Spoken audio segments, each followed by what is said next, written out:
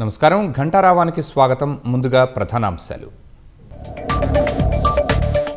Future సిటీలో వడివడిగా నిర్మాణాలు. పోలీస్ కమిషనరేట్కు సీఎం రేవంత్ రెడ్డి భూమి పూజ.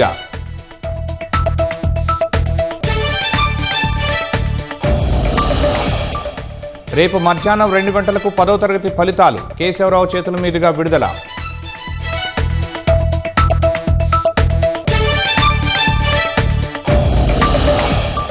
ఆర్టీసీ ఉద్యోగుల వేతన సవరణకు కమిటీ ఏర్పాటు. మే 10లోపు నివేదిక ఇవ్వాలని సర్కార్ ఆదేశం.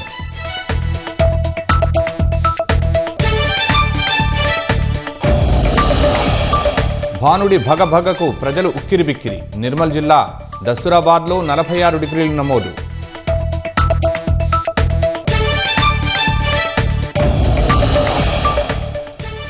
యుఎస్ పోర్ట్ల దిగ్బంధనంతో ఆగిన ఇరాన్ చమురు ఎగుమతులు. 155 మిలియన్ బ్యారెళ్లు సముద్రంలో ఉన్నట్లు అంచనా.